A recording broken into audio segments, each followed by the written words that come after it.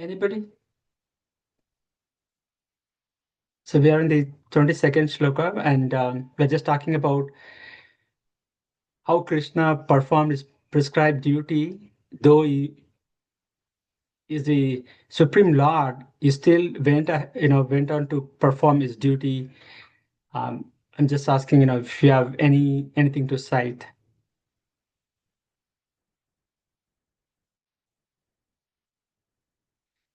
Does anyone know why Krishna descended?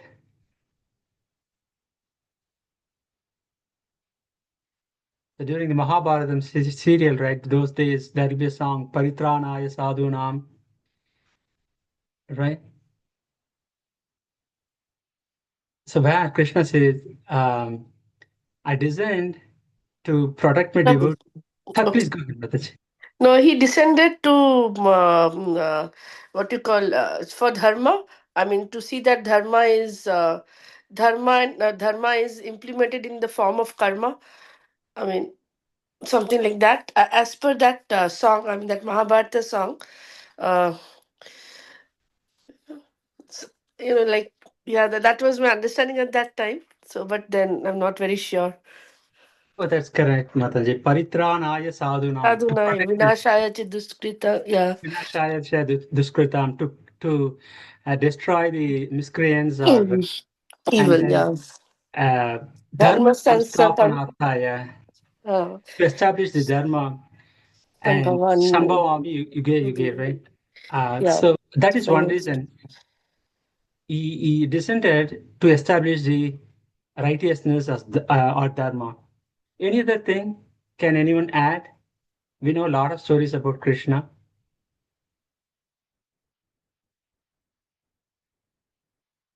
So, as a Kshatriya, as a warrior class, did he do anything? Yeah, basically, like ethical and moral compass. Like he showed the way. He walked the talk, as they say, right in English.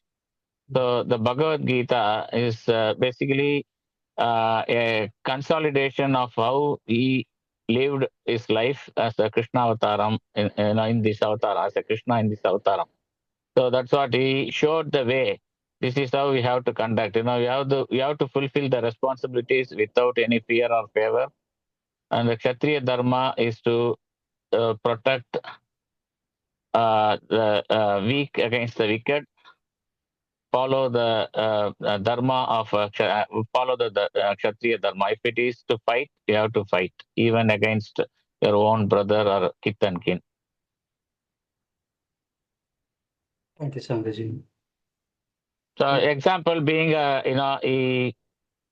killed Kamsa, right? Even though his own uncle, he had to kill when he exceeded the limit. And the same thing with the Shishubala. He gave 100 chances. Right. Yeah, absolutely. Uh, those are good examples. And Priyanka Mataji also gave an example. The other thing, Krishna is a grihastha also, right? He maintained all those 16,108 wives in a separate palace. One time, Narada went to see how Krishna manages all his wives. And when he went to each house, he was doing some duty, some chore or something, helping his wife or helping the kids or anything. He was doing some activity as a grihastha. And Narada said he's a perfect grihastha. And and he also in the battlefield, he killed a lot of demonic people as a kshatriya, as Sandraji pointed out. And then um, the other thing here, um, yes, I wanted to say some more. The thing is, whenever it is like unflinching devotion and trust in him. Right. So, as expressed by Draupadi, I think Yes. you mentioned in one of the earlier sessions. So, Yes. Draupadi, he waited for Draupadi. There was a conversation, right? So, Yes. Draupadi did not call him or think about Krishna when she was being disgraced in the assembly. Right. So, the moment she called out, he was waiting and he came in. Right. But same thing with the Dharma, he did not. So Right. that's what it is. One of the important lessons, I think, that we have to have Krishna as our moral compass in anything and everything. That's why anything and everything we do, not just physical food as a prasadam, Yes. everything we do, our thinking, our actions, everything has to be offered as a prasadam to Naivedyam to Krishna. So that way, we love, and he will act as his grace will act as a mentor and guide to us. Absolutely, Sundarji, correct. Good point. Yes. Anybody wants to add anything? Okay. So I think a lot of good points that we discussed here. So Krishna is saying that, yet I'm engaged in the prescribed duties. So during the war, I forgot to add, during the war, sometimes Arjuna will say, Krishna, just ride the horses very fast, very fast. Then Krishna will say, I need to wait here. All my horses are stressed out. They are exhausted. I need to wait. I cannot just like the drive the horses the way that you wanted, Arjuna. I see a chariot here. I have some duties. Then he used to stop, and then he will drive the chariot. And even after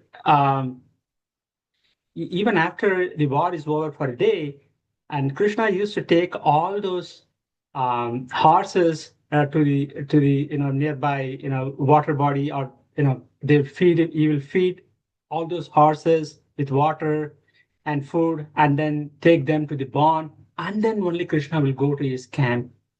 He was such a whatever role it takes, he wants to do it. He wants to perform it nicely.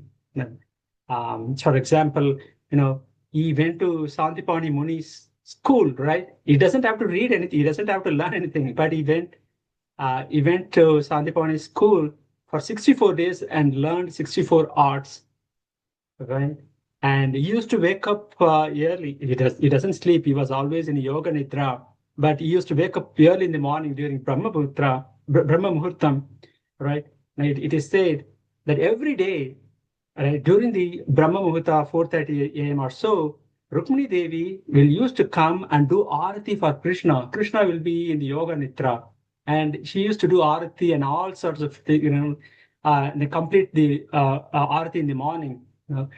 Um, and and he sets an example for us. We have to get up early in the morning, and we have to get up early in the morning during the Brahma Muhurta. We have to go to the school, and also he had a spiritual master, right? Sandipani Muni again. We should have a spiritual master in our life to guide us. So those are things that he lived and set an examples for us. You'll see more. So Krishna need not do anything.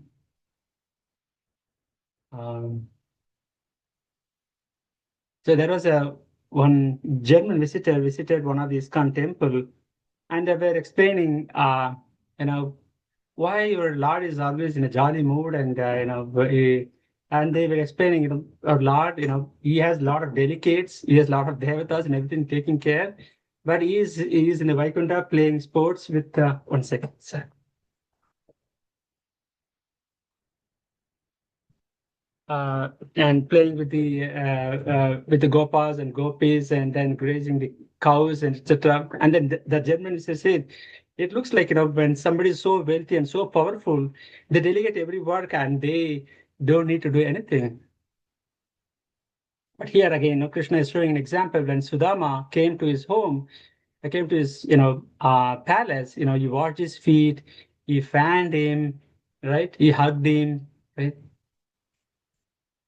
So again, here is Chaitanya Mahaprabhu, who appeared around 500 years back in West Bengal, right? He appeared as Krishna in the mood of Radharani, and he expressed, right? He spread the Nama Sankirtana, and he had a vision that Nama Sankirtana has to spread all around the world, and that vision, transferred through the disciplic succession, and then Bhakti Siddhanta Saraswati Swami instructed Prabhupada when Prabhupada was only around 25, 26 years old when he came to meet Bhakti Siddhanta Saraswati Bhakti Siddhanta Saraswati said, this is Chaitanya Mahaprabhu's vision. In every town and village in the world, there should be a Nama Sankirtan.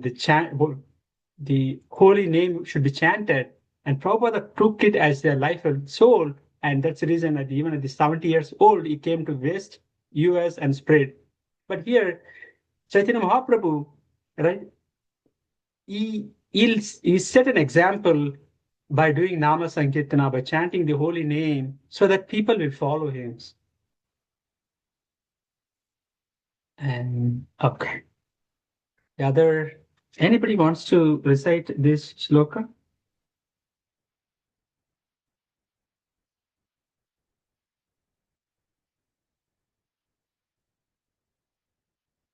Kaushalji or Pranitaji or Haritaji, do you want to try this shloka?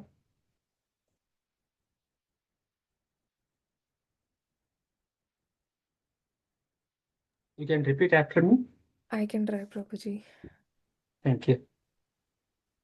Yadi yaham na varteyam Yadi hyam aham na varteyam jatu karmanya tandritah jatu karmanya tandritaha mama vartmanu mama vartmanu vartante manushya partha sarvashah. manushya partha sarvasaha. Thank you, Mataji. Here is the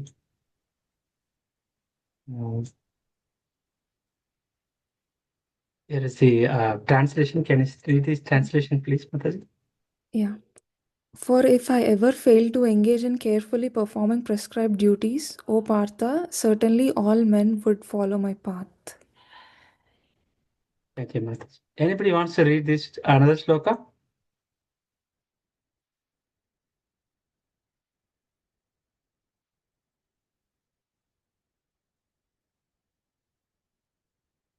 Saundarji or Kaushalji? Okay, Prabhuji, I'll repeat after you. Okay, thank you.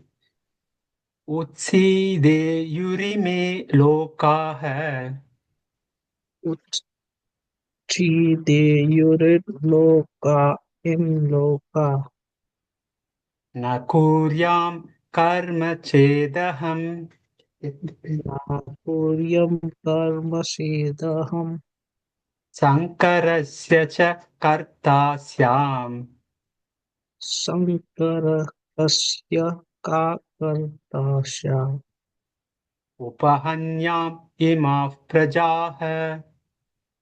upahanyam ima prajayaha. If Thank I you. didn't perform prescribed duties, all this world would be put to ruination. It would be the cause of creating unwanted population, and I would thereby destroy peace of all living beings. Thank you. So here in this 23rd shloka, Krishna says, but if I ever fail to engage in carefully performing prescribed duties, O Partha, all men would follow my path. People will say Krishna did not even follow his duty, as a kshatriya, and then people may not follow their own dharma, swadharma.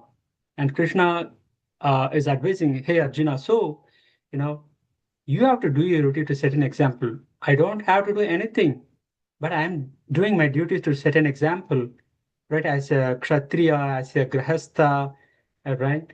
I'm doing my duty. Because Krishna is the supreme authority, Krishna is a leader, Krishna is saying that I have to do my duty. Here, the Acharya is explained. See, Krishna says that since I have to do my duty, right, just to set an example. Now, sometimes people will mistake, right? They will have questions. Oh, how about Krishna?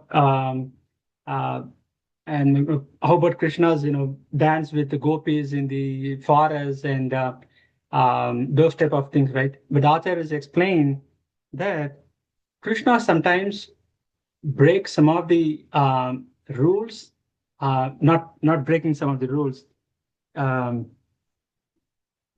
He occasionally does them just to show affection towards his devotees, just to please the devotees. It is like Krishna's Rasa Leela dance. It's like, in the Srimad Bhagavatam, if you read up to 10th chapter, up to 9th chapter, Shukadeva Goswami will talk a lot of moral values, conducts, and glories of the Lord. In the 10th chapter, Krishna, when he talks about the Rasa Leela, Krishna's playing with all the gopis, Parikshit will ask one question. Shukadeva Goswami, please help me understand, but how is Krishna is playing with all gopis, is it moral and everything? Then Shukadeva Goswami says, no, I know that you know the answer, but just for the benefit of others, you are asking me this question. See, in general, it is about the relation between the spirit soul and the super soul. In general, the spirit soul does not have any gender, but if it has to have a gender, it is a female gender. There is only one Purushottama, that is Krishna, and we are all, spirit soul. We are like females. It is about the Krishna Anubhavam, that happens during the Rasa Leela. That is why even in Arvar stories, right, many of the Arvars consider them as a Naika. They showed that Naika Bhavam, right, towards Krishna. So that is so transcendental. And we cannot, the Acharyas also explained, we cannot imitate those type of things. For example, Krishna lifted Govardhan, right? We cannot do that. So the Acharyas explain, we have to follow the instructions of Krishna. Krishna killed a lot of demons. He lifted Govardhana, etc. Right? So we need to understand, what Krishna has said and follow. Similarly, right? Prabhupada explains a lot of Shiva Bhaktas, in the north side, right, near Himalayas, they do ganja and smoking, everything, right? Because right, they are not following what Shiva said, right? Shiva drank ocean of poison. No, we cannot drink the ocean of poison, right? So we have to those followers of Shiva, they have to follow the instructions of Shiva. They cannot imitate. So that's the difference between following and imitating. And in the second sloka, 24th sloka, Krishna explains, if I don't, he says, if we don't perform our duties, all the worlds will be ruined, because Krishna is maintaining all these worlds, all the universes, all the devatas. But if Krishna himself does not follow his duties, they may not follow that duty, and all the three worlds will be put into ruination. Right? And also Krishna says that if one does not follow the prescribed duty, there may be a cause of lot of unwanted population. So in the first chapter, we saw one of the reasons Arjuna gave was, when the men are killed in the battlefield, the women and children will be left behind. They may follow any unethical process, and they may lead to unwanted population, Varna Sankaraha, due to mix-up, right? And that will impact the peace. But here Krishna says, by killing those aggressors, by killing those bad people or miscreants, it won't lead to Varna Shankaras. But if one does not follow the duties, prescribed duties, then only it will lead to the Varna Shankaras. If one does not follow the duties based on the scriptures, if they do it something whimsically, and the ladies are also not following the scriptures, and then there will be some mix-up happens that will lead to Varna Shankara, an unwanted population, and that will lead to impact the peace in the world. And Prabhupada, 50 years back itself, he said, because of the lot of unwanted population in the world, there is no peace here. There are a lot of wars, and that is still happening here. That's what here Krishna says. By not following the prescribed duties, it will also lead to unwanted population, and it will lead to ruination of all the three worlds. Okay. We'll see it's the last sloka for today. Okay. Anybody wants to read this sloka with me? Okay.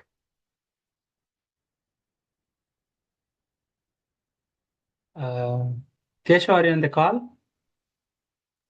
Yeah. Can you read this sloka?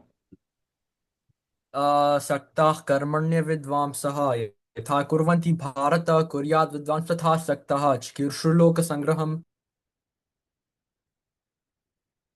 Everything. So, so let me read the translation I put in the. So this is 25th. As the ignorant perform duties with attachment to results, the learned man may similarly act, but without attachment for the sake of. As the ignorant perform their duties with attachment to results, the learned may similarly act, but without attachment for the sake of leading the people to the right path. Here, Krishna is now, for the next few shlokas, is going to talk about the people, compare and contrast between the people who work with attachment to the results and who work without attachment. Krishna says, just like the ignorant people, who are the ignorant people? Ignorant people are those who work like animals, who do not spend time on self-realization, who do not spend time on understanding their real, who they are, who am I, and they just work like donkeys and focusing only on eating, sleeping, mating, and defending. They are like ignorant people. They do not use this life as an opportunity to elevate themselves and so that they can go back home, back to God, to Vaikuntha. They are all like ignorant people. They do it, if you ask them, they will do it with attachment to the results. Here Krishna says, likewise, they do the work, right? Perfectly, nicely, with attachment. You do the work, same work, but without attachment. Hey, Arjuna, you go and fight. I know you are not interested in the kingdom or anything. Okay, that is good. That means you don't have attachment. But you fight like you want a kingdom, right? You fight. There are like Duryodhana wanted the kingdom, so he's fighting. Similarly, you fight just to establish the dharma, just as a matter of duty. Right? That's what Krishna here is explaining. He's trying to compare and contrast between working with attachment and working without attachment. Okay. Any questions so far? I would like to ask anyone, your takeaways from this session. I see Priyanka Mataji. Do you have any questions or any realization? Do you want to add anything? No, Prabhuji. Is there any takeaway from you for you from this session? Yeah, whatever, the entire thing, how it's like here also, like the attached and the detached worker, karma kandi and karma yogi. I think you have spoken about this last in some other session also. Yes. Yeah, like how we are. We have to perform the work. Like sometimes we may be detached with it, but then performance of the work is how do I put it, like uh, I'm not able to put it into words, but Sure. yeah, yes, I remember you before also explaining this concept. Okay. Yeah, act without attachment. Yes, Yes. like yeah, and this is coming from the very first chapter also. Yes. Yes. Yes, so yeah. Sure. Okay.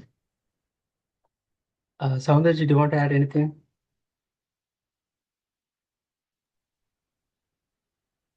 No, I think the essence is like as Krishna has walked the talk. We have to be doing our karma, whatever prescribed duties are, depending on our role, and we need to have a detached attachment. Yes. Thank you, Sandarshi. Kaushalji? Yes, Prabhuji, same. What Sundarji told, yeah, like performing our day-to-day or prescribed duties. Thank you, Prabhuji. Thank you. Pranita Mataji? Nothing from my side, Prabhuji. It's Okay. similar to what others have Yes. already Today, mentioned. Yeah. today's theme is more like performing without attachment. Harita Mataji, do you want to add anything?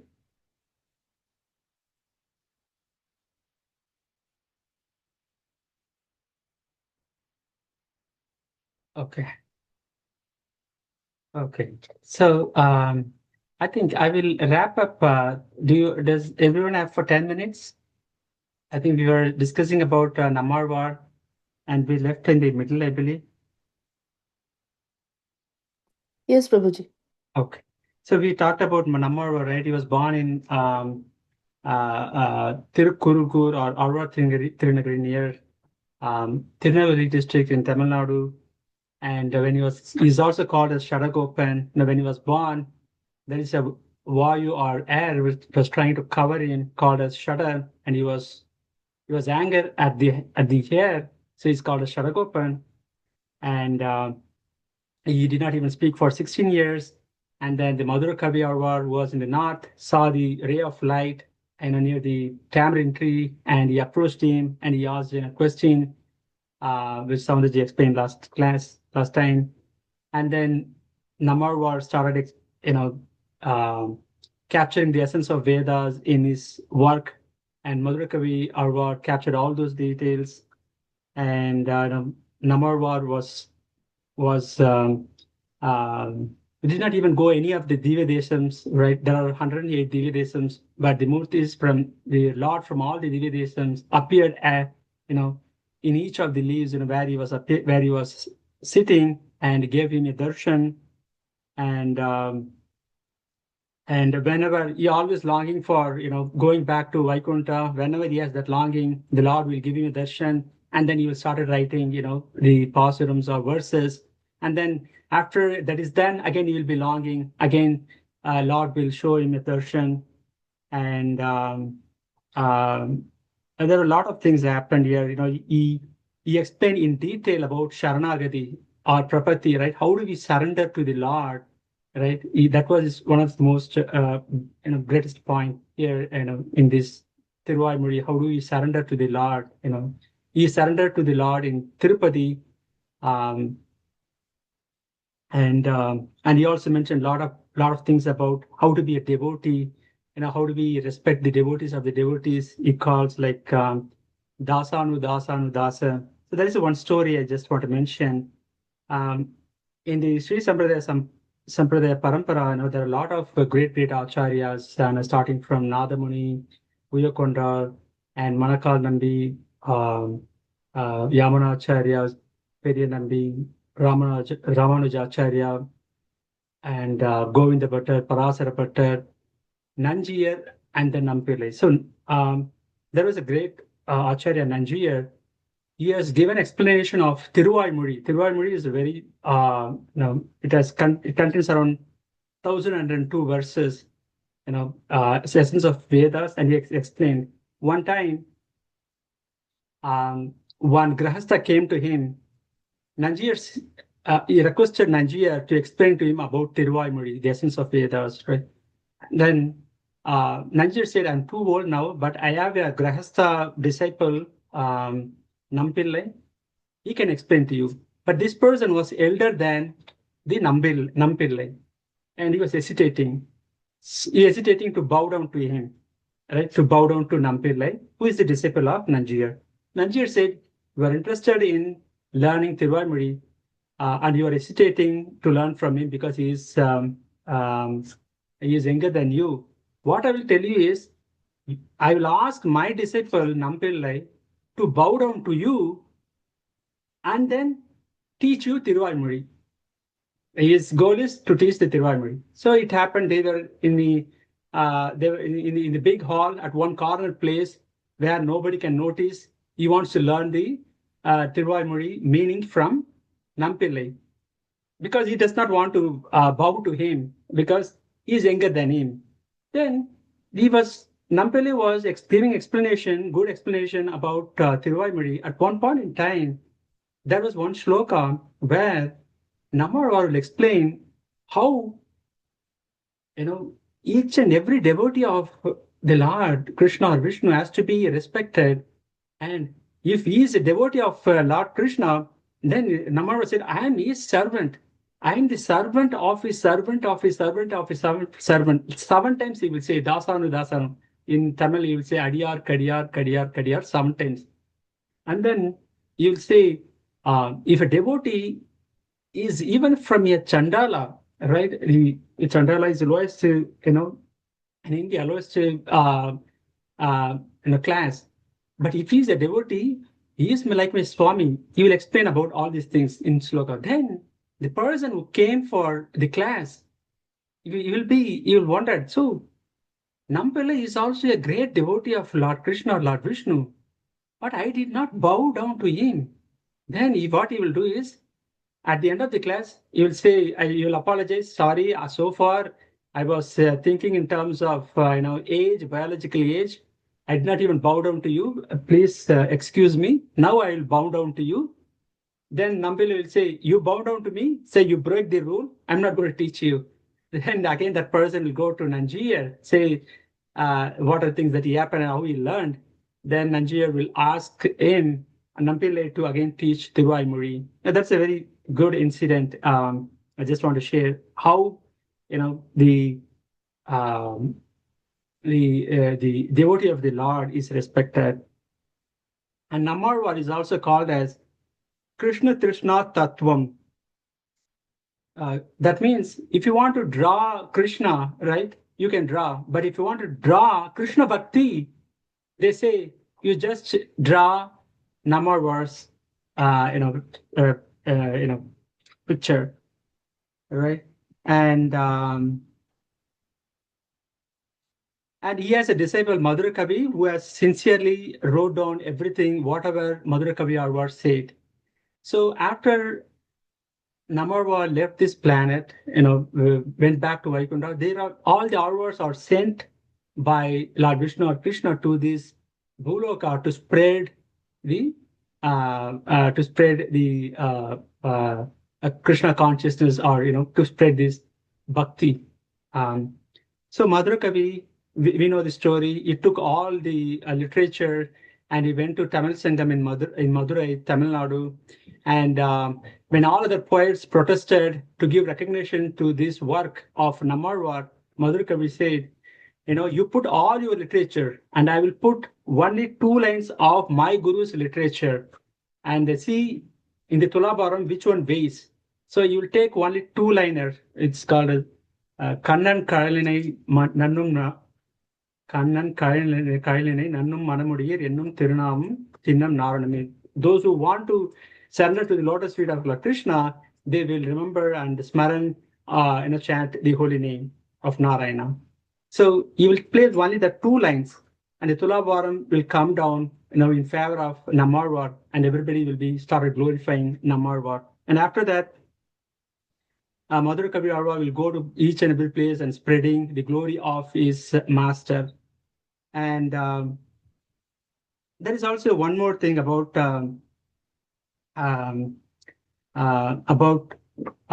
Nammarwar. So I think many of us will know Kamba Ramayanam, right? So it's a very famous. Kamba Ramayanam was written by Kamba. Kamba Ramayanam, originally it was like 24,000 shlokas, and he has written around 10,000 shlokas in Tamil.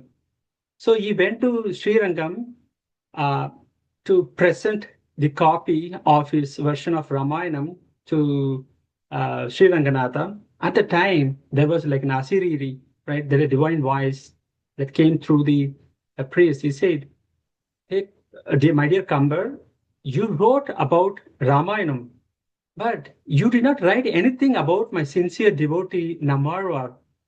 Then Kambar will found his mistake, and then he'll say, "Now I will go and write about Namarwar." He will go back and he will write 100 shlokas about Namarwar and glorify him. It is called as um, Namarwar, Sadagopa Andadi.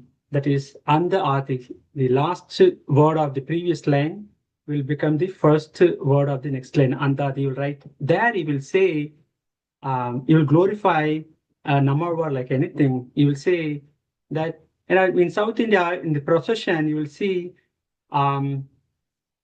at the back, there will be Sanskrit shlokas from Vedas will be recited.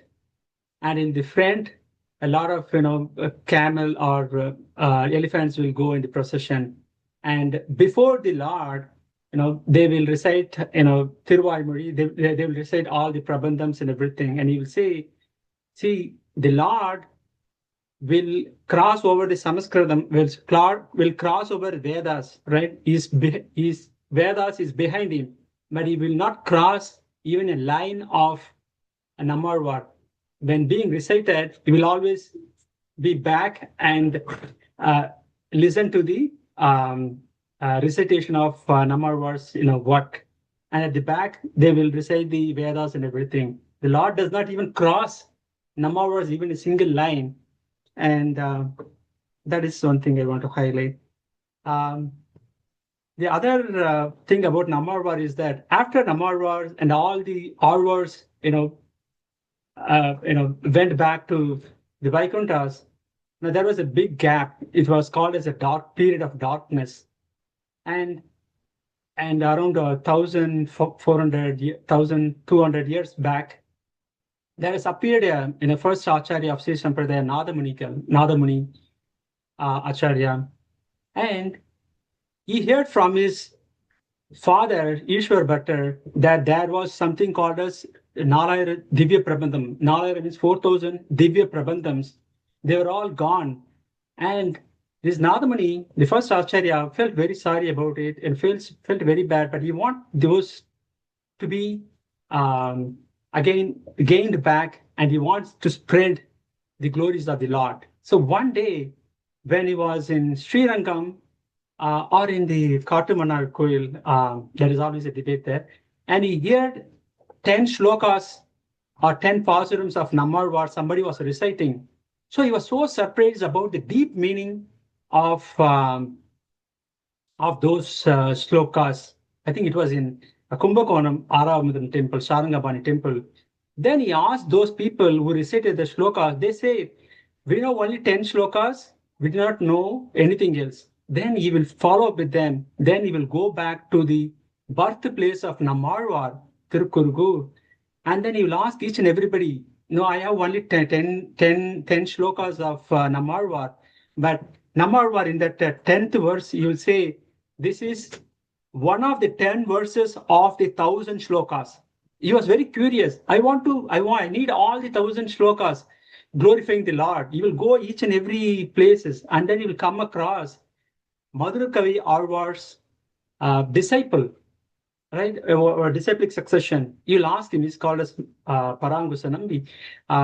He will say, I don't know, but in my disciplic succession, I was given only 10 shlokas. But my master said that whoever recites, so Madhurakavi Alvar also recited, written 11 shlokas to glorify Namarwar.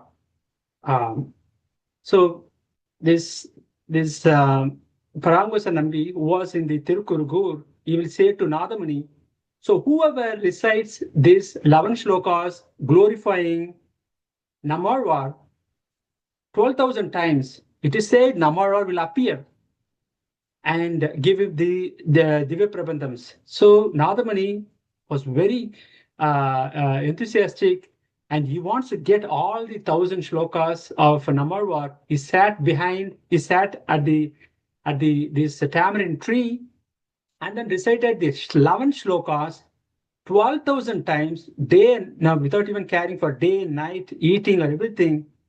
So after he has recited 12,000 times, glorifying Namarvar, and through the shlokas of Madhura Kavi Arvar, Namarvar appeared.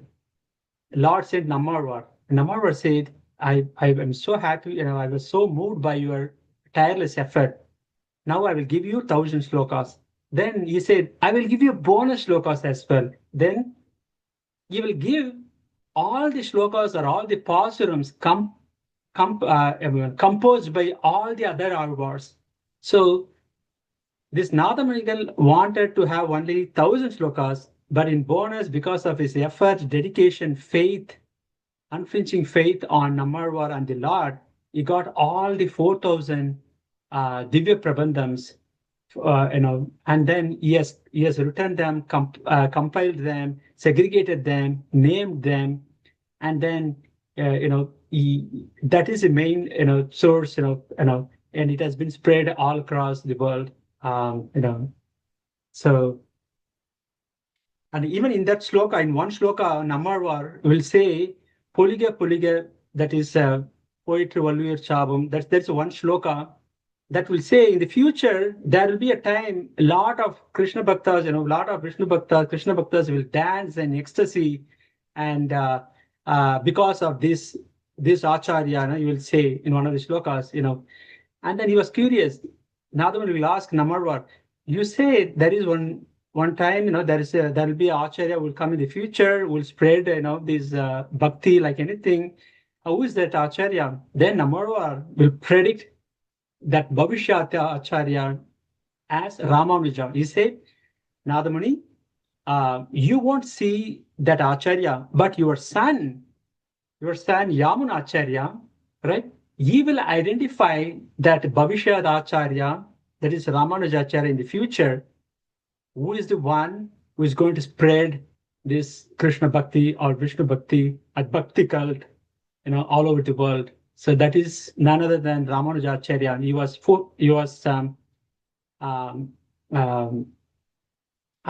was explaining to him what will happen in the future because of Ramanujacharya and how he's going to spread.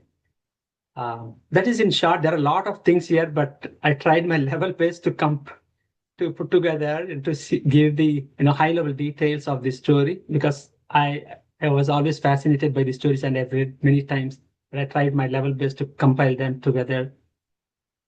I'm sorry I've taken more time. Anybody wants to add anything? Soundarji, do you want to add anything?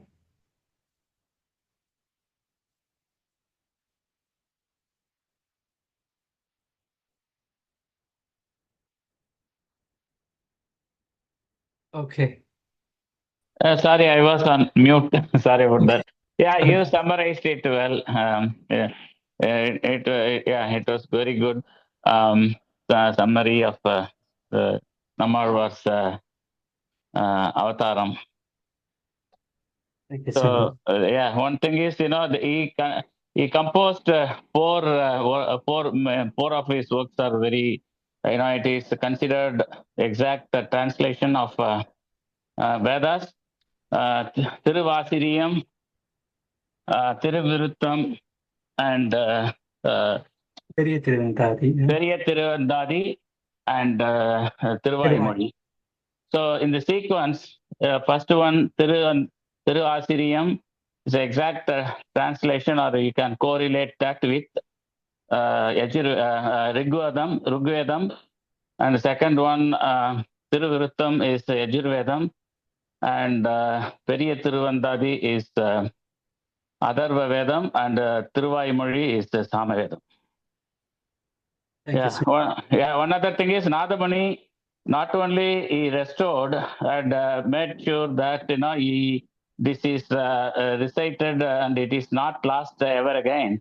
Yes. So he composed music, in the musical form also. The notes, he created for everyone. So as you can see in several temples, when they have the Aradhana, like Tyagaraja Aradhana and all, for celebrating the composers, Alvars are also considered composers, and their pasurams, as they called in the verses, they're called pasurams. So they are also recited in a like a Carnatic music form. Thank you so much. Okay, I think so. Thank you very much, everyone. I've taken a little bit more time, but this is very good to know about the Arvars. Thank you very much, everyone. Thanks for your time.